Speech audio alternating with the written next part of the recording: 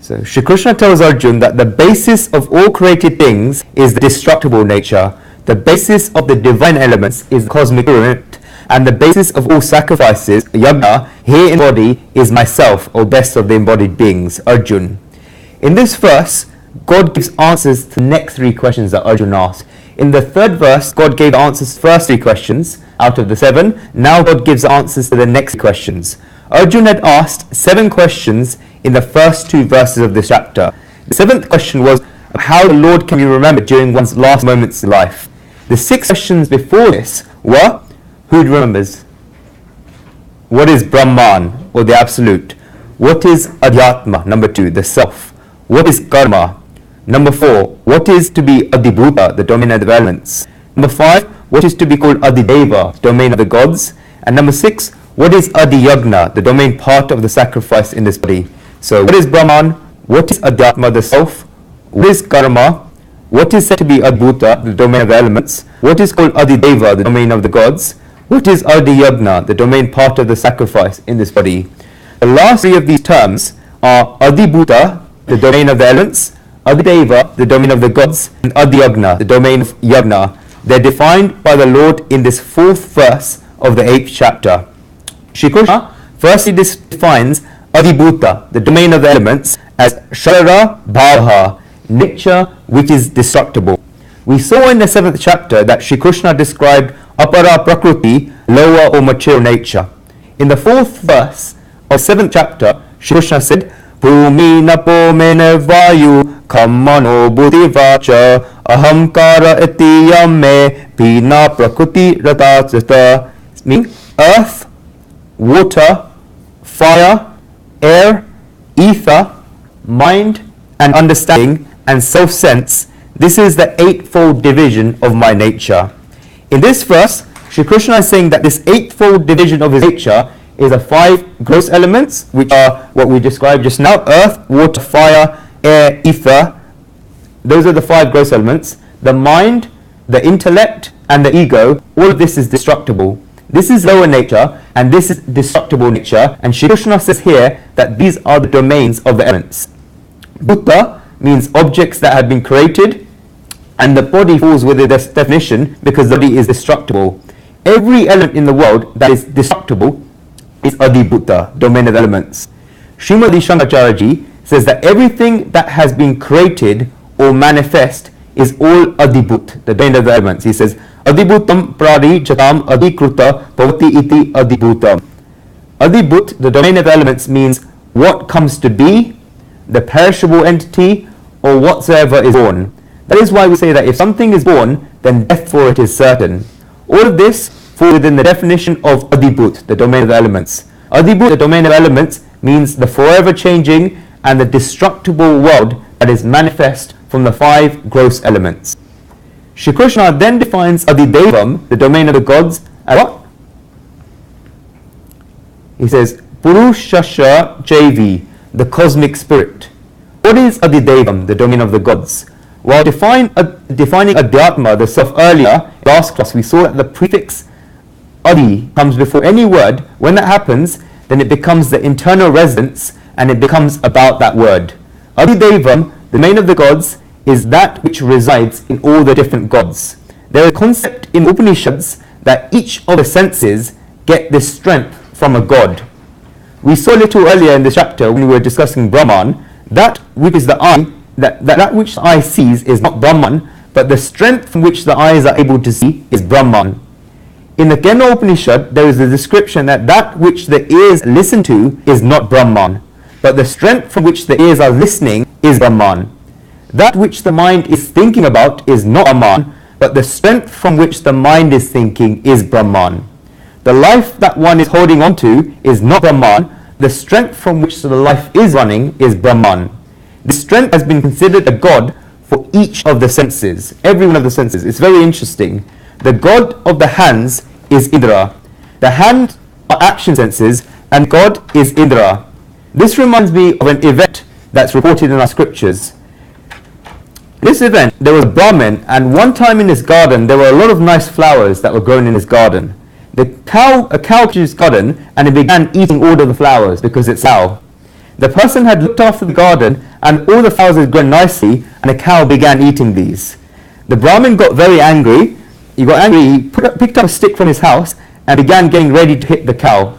He hit the cow so hard at a vulnerable point that the cow died immediately. He incurred the sin of killing a cow. The gods of death came to take him. Killing cows is the biggest sin, and they were taking him to hell. The Brahmin was very intelligent and very learnt. He asked them why they were taking him to hell, because he was a Brahmin, a knowledgeable person, and that he had read a lot. They told him that it was because he had killed a cow, and a lot of sin is incurred if one kills a cow. This person had really read a lot of books and was very knowledgeable. He told them that he had not killed the cow because the hand that held the stick that killed the cow, Indra, is god of the hand, and therefore they should go and catch Indra. Indra governs the hand and is the owner of the hand. He told them to go and tell this to Indra and take Indra to the world of the god of death, and that they should not take him because Indra is the god of the hands. The gods of death thought that his argument was good because Indra was in fact the god of the hands. The gods of death went to Indra and told him that this Brahmin was telling him all of this, and that they should take Indra to the world of the gods of death. Indra asked them why this is so, because Indra was the god of the hands. That's what they told him. Indra was asking them why they took him there. They told Indra that the Brahmin had killed a cow, and the Brahmin had logically convinced them to take Indra to the world of the gods of death. The gods of death told Indra that the Brahmin had put forward the argument that Indra was the god of the hands, and therefore Indra would have to go to the world of the gods of death. Indra understood the game that the Brahmin was playing. He told the gods of death to give him some time. 2 or 4 days went, and one morning Indra took the form of an old Brahmin and went to visit this Brahmin, taking the gods of death with him. The Brahmin was thinking about how cleverly he had sent the gods of death away, and that they would be carrying Indra all the way to hell, and that he had gotten away with everything. The Brahmin was pouring water into the plants in a beautiful garden outside his house.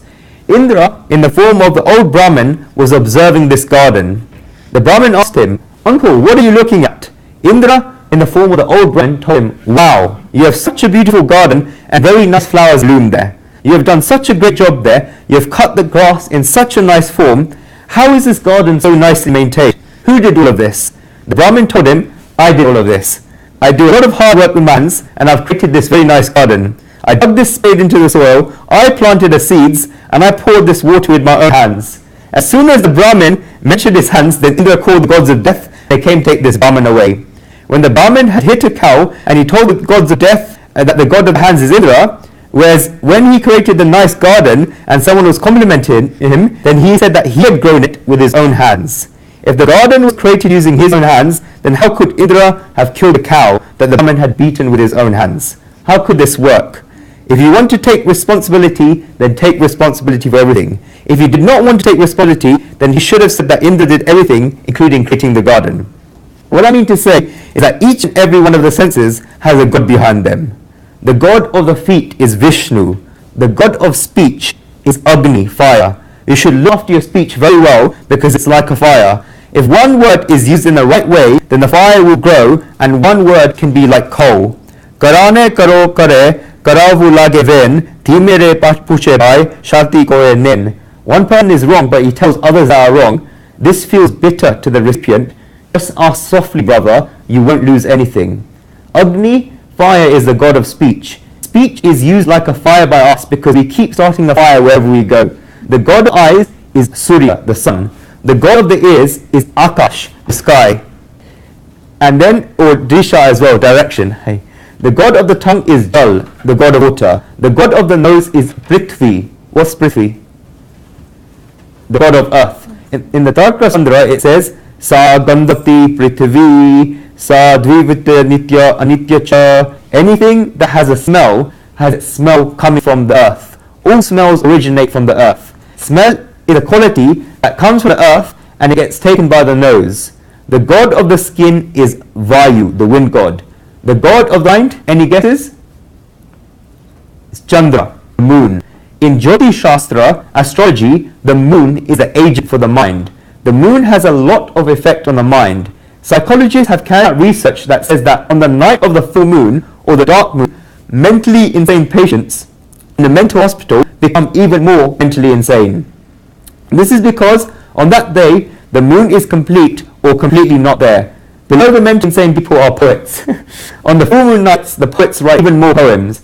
I have a lot of love towards poets. Please think I'm making fun of poets. On the night of the full moon, poets write even more poems. This is because their creative ability is directly related to the phases of the moon.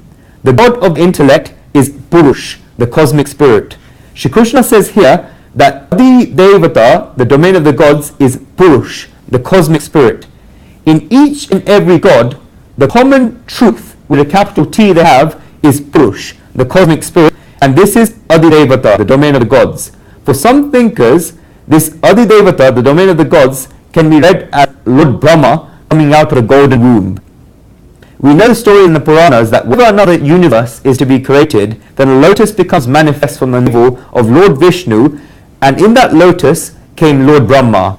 Lord Brahma looked in all four directions, and that's why he got four heads. Then Lord Brahma created the universe.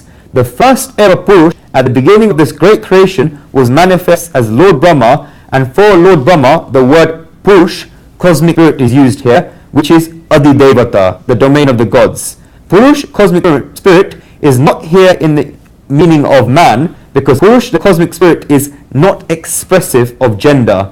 Purush, the cosmic spirit, means the spirit that fills all. Purnam amema sarvam iti purushaha.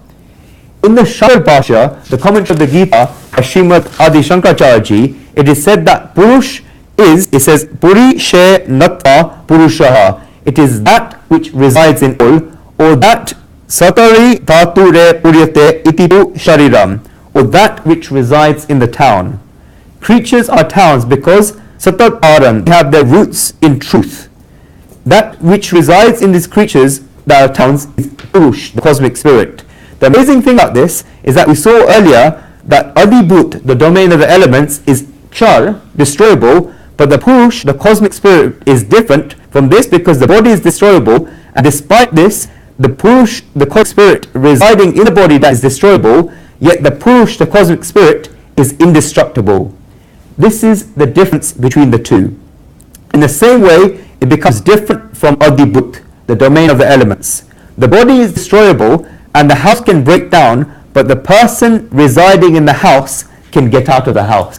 A full moon can turn into a dark moon, but that residing in the moon can leave the moon. This is Purush, the cosmic spirit. The Purush, the cosmic spirit, resides in the body, and yet it does not feel the qualities of the body. The Purush, the cosmic spirit, resides in the destructible body, yet it is not destructible itself. The soul is the Purush, cosmic spirit, and this is our true form. Secondly, it is Purush, cosmic spirit, because it has knowledge of the body. It resides in the great city of the body and is layered by the body. The soul completely layered by the concrete body. If you go out of it, then the entire society will come and the family comes. All of this is destructible. The family lives in 4 walls of the house, and this is also destructible. The house is in a building 50 floors high, and this is also destructible. This building is on a road, and that road is also destructible. This road is part of the town, and that town is destructible. The town is part of a country, and that country is destructible. The entire universe is destructible. But the Purush, the cosmic spirit that resides in all of this, knows that everything around it is destructible, yet the Purush, the cosmic spirit itself, is indestructible. The Purush, the cosmic spirit, always know this. Krishna then addresses Arjuna as what in this verse? Deha Bhutam Vara, meaning, yes, best of the embodied beings, and finds Adi Yagna next, the domain part of the sacrifice in his body, as what? Himself. The supreme soul is Yagna. In the Taittiriya Sahitya, it is said, Yagno Vai Vishnu. Lord Vishnu is sacrifice. Lord Vishnu is Yagna. In the Chandogya Upanishad, there is a beautiful description that the entire human life is a yagna, and Adi Yagna is the domain part of sacrifice in the body. The rightful recipient of yagna that resides in yagna and the enjoyer of yagna in the body is the supreme soul, and Lord Vishnu represented by Shri Krishna here. Our whole life is yagna. In the Chandogya Upanishad, it is further said that Usho Vaya Yagnaha. Each cosmic spirit is a yagna. Each person is a yagna. Again, by Purush, it means the cosmic spirit in each and every one of us. There is no difference between a man and a woman here. This Purush, cosmic spirit, is a yagna. In this yagna, in the form of the Purush, the cosmic spirit, tasya ya chatur ishati varshani tat pata savanam. In this yagna, in the form of the Purush, the first 24 years of one's life are the morning of the yagna. A yagna can be split into three parts: the morning of the yagna, the noon of the yagna, the evening of the yagna. The first 24 years of one's life are the mornings of the yagna. Logically, if you think about it, then the Purush, the cosmic spirit, is a yagna, as the Chandogya Upanishad says, and Lord Vishnu is a yagna, as the Taittiriya Sahitya says this, and this means that the Purush, the cosmic spirit, is Lord Vishnu. Logical deduction. If A is equal to B and B is equal to C, this means that A is equal to C. The Shruti Sahitya says this. This proves that Lord Vishnu resides in each and every one of us. And the meaning of the word Vishnu is what? Anyone know the meaning of the word Vishnu? It means Vyapak, universal, all-pervading. We are not different from God. The first 24 years of one's life are the morning of the yagna, then the next 36 years of one's life are the noon of the yagna. Cham yani chatus shatva rusha vashad shani tadan madhyam dinam savam. That's the noon of the yagna. So that's next. After that, the last 48 years of one's life are the evening of the yagna. Atha yani ashta chatva rushad vani tat ruti yam savanam. Therefore, the first 24 years of one's life are the morning of the yagna, the next 36 years of one's life are the noon of the yagna, and the last 40 years of one's life are the evening of the yagna. If you total them up, then 24 plus 36 plus 48 is equal to what? Who's a mathematician here? Exactly, well done, 108, Dave. Human life is meant to last for 108 years. The entire life is a yagna. Shri Krishna says that the rightful beneficiary of this entire yagna is Lord Vishnu, who is Lord Krishna. Shri Krishna uses the word aham eva in this verse to show that he is yagna. Lord Vishnu is the domain of yagna in this body. Shri Krishna has said the same thing at many different points in the Gita. In the 14th verse of the 15th chapter of the Gita, Shri Krishna says, aham vaishvana bhuta vaniman dehashmita paraprana samatyukta pashyam vidam. Becoming the fire of life in the bodies of living creatures and mingling with the upward and downward breaths, I digest the four kinds of foods. In the 15th verse of the 15th chapter of the Gita, Shri Krishna says, sarvasya chaham radisana bhavishta. Some people nodding heads, it's a very famous verse. And I am lodged in the hearts of all. From me are memory and knowledge as well as a loss. Krishna says this over and over again in the Gita. In the 13th chapter, Shri Krishna says, Radhi sarvasya vishitam. He is seated in the hearts of all. The Supreme Soul is Adi Yagna, the domain of Yagna body. Therefore, the domain of the elements is nature, which is destructible. The domain of the gods is a cosmic spirit. And the domain part of Yagna in this body is called the Supreme Soul. Therefore, the Supreme Soul is there, and we are the Supreme Soul. It is determined from our discussion so far in this chapter that we are the Jivatma, the individual souls, the Pratyekatma, and also the Paramatma, the Supreme Soul. Why then do we lose this identity? If we are all Brahman, then why do we not feel as if this is so? Why can only those people who say Aham Brahmasmi, I'm Brahman, be counted using the fingers of one's hands? Why does the rest of the population of the world fall short of this level?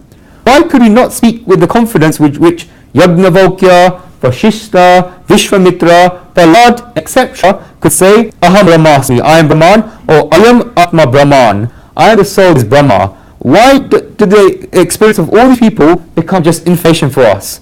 Why can the words that come naturally from their navels only come out of our mouths after trying to remember them? Why does this happen?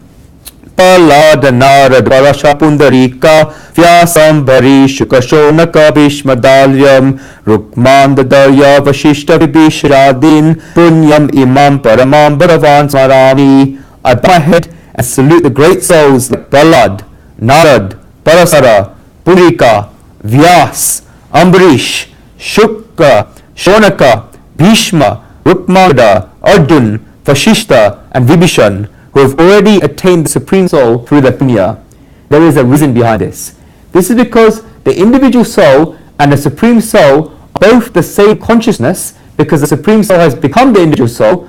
But if I were to use the language of acting, then whenever the Supreme Soul puts on the costumes of Maya, illusion, then it becomes the Jivatma, the individual soul. If there is Chaganlal, then Chaganlal has his own family and his own personal life. He has everything including a wife and children, but Chaganlal is an actor and has roles in films. When Chaganlal reaches a theatre to perform at a show on Sunday night, then Chaganlal puts on costumes, and when he wears costumes, then he is no longer Chaganlal. The same way, the Supreme Soul that is there puts on the costume of Maya, illusion, and becomes the individual soul. It then takes on different bodies and plays different parts. For example, a son, a father, a mother, a daughter, a boss, a servant, a doctor, a lawyer, an engineer, a patient, a judge, a criminal, or anything else. People play so many different parts. The difference between us and actors is that no matter what part the actor plays, the actor knows that the costume is not the actor's true form.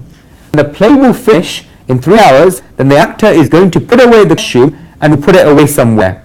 The moment where the individual soul thinks that the part is playing it's not its own true form, and then it wishes to put on the costume of Maya to one side, then the individual soul reaches the truth of the Supreme Soul. But the difference is that we do not even think about removing that costume. While playing the role of a beggar in a play, the actor knows that he may be playing the role of a beggar, but he is not really the beggar. Our difficulty is that we put on every type of cover that we can find. It is like the actor of the play putting on their nice costume and the nice makeup so that he looks like a beggar, and play then finishing, the theatre staff going home, the curtains closing, yet the actor does not even take off his costume and not his makeup and goes home in the costume of a beggar. If he rings the doorbell and his wife opens the door, then his wife may say, "I have nothing to give you, so please can you go to the next house." The door will then immediately be closed. Why? Because the actor has forgotten to take off his costume. He forgot to come back to his true form. If he had gone back in his true form, then his wife was waiting for him. She would have let him in and would have asked him why he came home so late and if something had happened.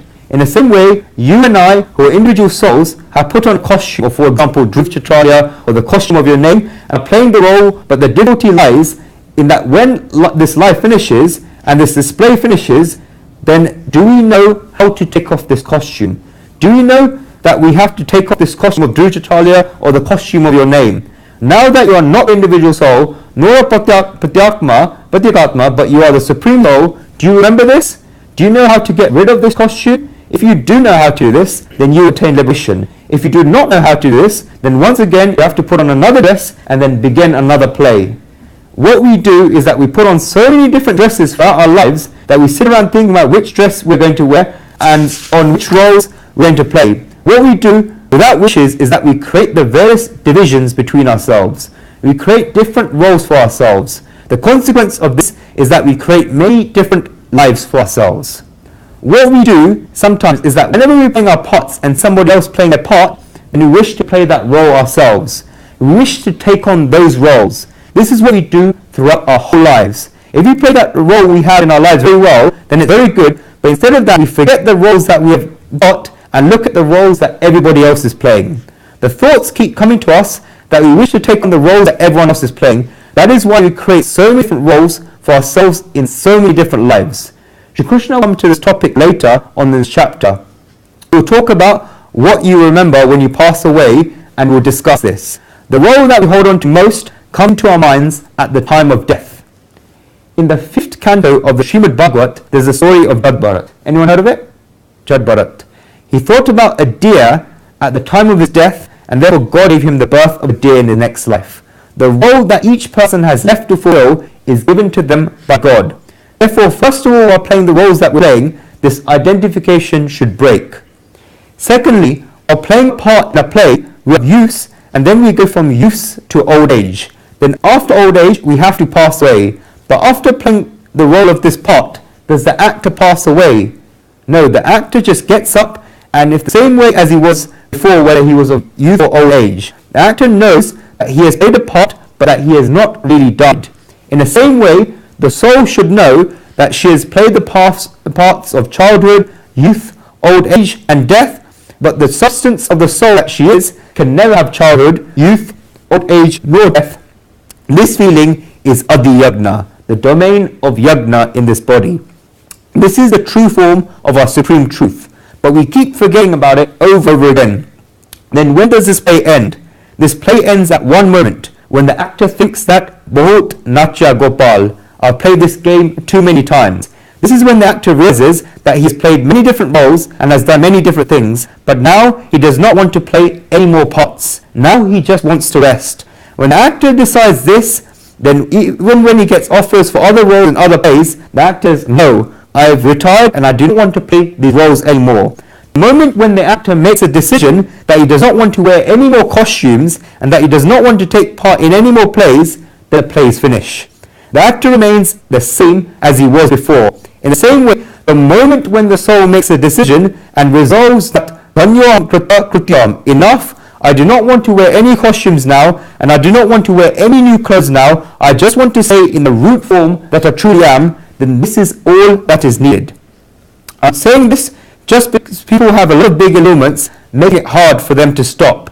If an actor makes a decision that he does not want to take part in any more plays, then someone will tell him that such a nice role in which he'll get a lot of applause and people will adore him. The actor becomes allured and makes the decision to take part in one more play. In that same way, what happens to us is that it's often explained to us in the scriptures through the Gita, through the Ramayana, through the Srimad Bhagavat, through the Upanishads, through many great saints, through wise people and knowledgeable people, etc. It's explained over and over again to us that we've played a lot, we've taken part in many different plays, we've done a lot of dancing and jumping, but now all of this has to stop. We feel that it is the right at that time, and we'll say that we'll stop it and we'll come back to our form of our souls, but when we get another offer once again, and once again someone else comes, we feel as if we should do a little bit more acting, for example in a son getting married.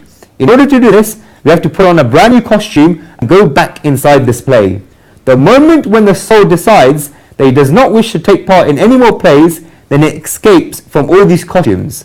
Shri Krishna is telling Arjuna here that he is the domain of yagna in this body. After one knows this, then there is no need to go anywhere else. One only needs to know this.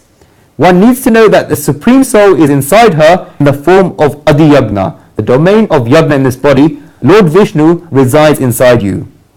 Shri Krishna addresses Arjuna as Deha Brutam Vara, best of the embodied beings. Anyway, why this is? Reason for this is that the greatest behavior in the human body that makes one the greatest human being is knowing that the Supreme Soul resides in one body and that one is the same as the Supreme Soul. When one knows this, then he becomes the best of the embodied beings. The Supreme Soul gave Arjuna this message, and Arjuna is so fortunate that he from whose touch iron turns into gold, the same elixir is standing right in front of him. He has the company of the Supreme Soul, and therefore he is the best of all human beings. Arjuna found out that the Lord Vishnu that is everywhere is residing inside him, and because he found this out, he became the best of the embodied beings. What have we seen in these two verses? We will go through it again in short because we've got technical terms. This Adhyagna, domain of yagna in this body, that is Lord Vishnu, is he who is for all else described as Brahman, who is indestructible and supreme. He described Brahman, this is the first question Arjuna asked, what is Brahman? Is described as indestructible and supreme, higher than all else. This same Adhyatma, which is a self, becomes the Pratyekatma and resides in all creatures. This then performs great karmas in order to manifest its highest energy, but with a feeling of destructibility, the Adhibhuta, domain of elements, becomes manifest in the form of the individual soul. This same conscious form pervades the world in Adideva, the domain of the gods, in the form of Purush, the cosmic spirit. This same beneficiary of the yagna in the form of life is Adhyagna, the domain of yagna in this body, and Brahman is Adhyagna, the domain of yagna in this body. Therefore, the circle completes. As answers to 6 of Arjuna's questions, the Supreme Soul describes 6 different phases that Brahman passes through. All of these phases are different. A diamond has many different phases, and each of these phases shine brightly. The phases may shine brightly, but the diamond is one. In the same way, the 6 parts of Brahman are not 6 different forms of Brahman, they're 6 phases of the same Brahman. The experience of them being 6 parts of Brahman is Atmagnan, wisdom of the soul. Atmagnan, wisdom of the soul, is nothing different from this. We study about the water cycle at science in school. Water has many different forms. At the beginning, it is as clear as the sky. At that time, we feel that there is nothing between us and the sky. But it is not as if nothing is there. Water is there. The water is there in subtle form. One cannot see anything and yet water is there. That water that is still there in subtle form is Brahman. That's the first concept, described, answered by Shri Krishna in the third verse. After that, same form of water becomes water vapor. Water vapor does not come from anywhere else outside. The water vapor that is created from the water is Adi Yagna, the domain of Yagna, which is Lord Vishnu. When water vapor gets together and its density increases, then forms into a cloud. The cloud that is formed is Adideva, the domain of the gods. Hiranyagarbha, the golden rule Brahma, or Purush, the cosmic spirit. The water particles in the clouds combine together and become raindrops. The raindrops that have formed are Adhyatma, the self, also answered by Shri Krishna in the third verse. Just like the drops of water look different, in the same way, all creatures of this world look different. This is Adhyatma, the self. When these raindrops become cold and begin raining down, when the temperature goes down a little, then the rain starts to fall, then this activity of it raining is karma, also described by Shri Krishna in the third verse. But if it gets even more colder than the raindrops, then it becomes solid ice and falls down as hailstones, then this ice is Adibhuta, the domain of the elements, and this is destructible. All six of these aspects come into this whole activity of the water cycle. If you look at it from the outside, then water goes through these phases of being water vapor, being clouds, being raindrops, being hailstones of ice, etc.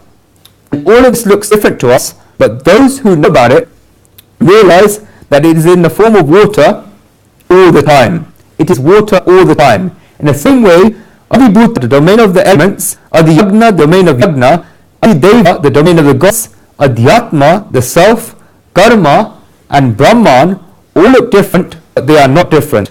They have the oneness of the same form of Brahman throughout. That is why in the 7th chapter, Shri Krishna said, Vasudevya Sarvam. Vasudev, the supreme, is all that is. If we look at it from another way, then the supreme existence can be split into three parts. Paratma, the supreme soul, thank you very much, Dev. The Jivatma, the individual, and Sansar, the material world. These are the two types of the Paramatma, the supreme soul, Brahman and Adiyagna, the domain of Yagna. Brahman is Paramatma, the supreme soul without qualities, and Adiyagna, the domain of Yagna, is a Paramatma with qualities. This is because God says in this verse that Atra Deha Aham Eva Adiyagna. The basis of all Yagnas in this body is myself. The supreme soul has come, and therefore the form with qualities has come. This is Jiv, the individual soul, is also of two types.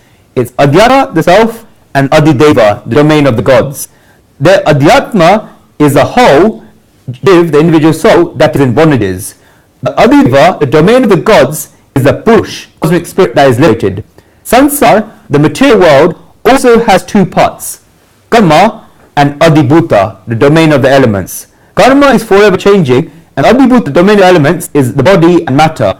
All these six forms in existence reside in the form of the Paramatma, the supreme soul, Jiv, the individual soul, and Sansar, the material world. In the fourth verse, the supreme soul has spoken about Adideva, which is the domain of the gods, Adibhuta, the domain of elements, and Adiyagna, the domain of sacrifice. If we wish to understand these three things in the commonest of all meanings, then this can be shown by a diagram. Draw a diagram. What I want you to do is to draw a diagram which has three circles. Each circle should be inside the other. So it should be one full circle in the middle, one circle slightly on the middle, and one circle around the outside. Do that now. 3 circles. Okay, the circle on the outside is Adibhuta, which is the domain of the elements. This outer circle. Got it? The outer circle. The next circle inside is Adideva, which is the domain of the gods. Understood? Now the middle circle, right in the middle, is Adiyagna, the domain of Yagna. So now you have 3 circles. Okay, so you have the domain of the elements, then outside, then you've got the domain of the gods in the middle, and then right at the very middle, you've got the domain of Yagna. If you go deeper within this, then you get the middle circle, which is Adideva, consciousness. This is because the body cannot last without consciousness. If we go even deeper than this, and even more inside this, then we get the center point of Adi Yagna, the domain of Yagna. Therefore, the outer circle is Adibhuta, the domain of elements. The middle circle is Adideva, the domain of the gods. And the center point is Adi Yagna, the domain of sacrifice, which is the Supreme Soul, which is Shri Krishna, Shri Vishnu, or any other form of the Supreme Truth, that is Brahman. This is the center. The whole of Adibhuta, the domain of elements, and the whole of Adi Yagna, domain of the gods, move around this circle, which is Adi Yagna, the domain of Yagna. Out of the 7 questions that Arjuna asked in the first 2 verses of the chapter, Shri Krishna answered 6 of these questions in the 3rd and 4th verses. The first 3 questions were answered in the 3rd verse, and the next 3 questions were answered in his 4th verse. In the 3rd verse, Shri Krishna explained what Brahman is, what Adhyatma, the self, is, and what Karma is. Shri Krishna said Brahman is that which is indestructible and supreme, higher than all else. Adhyatma, the self, is Swabhava, the essence of being, and Karma is activities, efforts, donations, surrendering, and giving up or taking or giving up and taking to develop the lives of creatures in a higher direction towards the light. Then in the 4th verse, this verse, Shri Krishna explained was Adibhut, the domain of the elements, Adideva, the domain of the gods, and Adiyagna, the domain of Yagna are. If we look at it in simple language, then Adibhut, the domain of elements, is matter that is destructible and that which is going to finish, such as body and the material world. This is because the body is made from the ingredients of the senses of knowledge. What are the senses of knowledge? Who remembers from last week?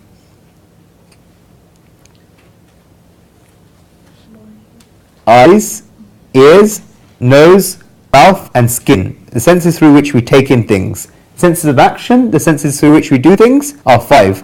Hands, feet, speech, what else? The anus, and reproductive organs. Sense of action, then the 5 breaths, Om Pranaya Swaha, Om Apanaya Swaha, Om Vyanaya Swaha, Om Uddanaya Swaha, Om Samanaya Swaha. The mind, the intellect, and the ego. So we've got these 7 things, 5 senses of knowledge, the 5 senses of action, the 5 breaths, the mind, the intellect, ego, 18 things. This is destructible. The body was created out of the 5 elements, and the word there, body, comes from the phrase Dihi Upachayate, assembled from matter. The 5 gross elements are assembled, and this body is made. The second meaning of the word there, body, is to be assembled and to grow. The there body does both of these. There's the 5 gross elements of earth, water, fire, wind, and ether come together to form the body and then grow. The body weighs 7 pounds when it is born, but then it weighs 70 kilograms. How does the body increase in weight from 7 pounds to 70 kilograms? Anyone know? The 5 gross elements, what are they? Earth, water, fire, wind, and ether. They gather together to form the 7 pounds body and then keep growing. How does this happen? The 5 gross elements keep getting added to. Scientists have been discussing this. When we eat, then the gross elements of earth and water go inside us. The baby that is born from the mother's womb was born after taking shock and then keeps growing. When we eat and drink, then we get the gross elements of earth and water out of it. When we breathe in, then we get the gross element of wind inside us. When the rays of the sun fall upon us, then we get the gross element of ether. When we eat oils and ghee, clarified butter, then we get the gross element of fire. In this way, each of the 5 great gross elements keep growing inside us. The body increases in size and weight. This body is Adibhut, domain of elements. Everyone got that? Yeah.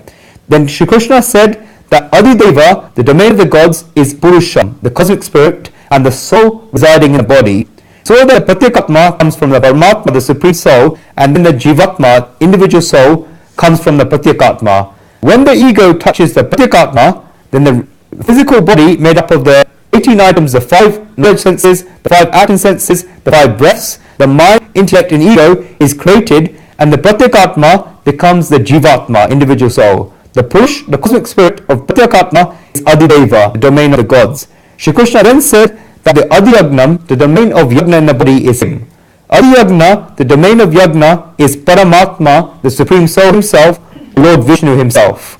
Shri Krishna explained 6 concepts, and Shri Krishna will now answer the 7th question of Arjuna from the next verse onwards. Let's take the next verse.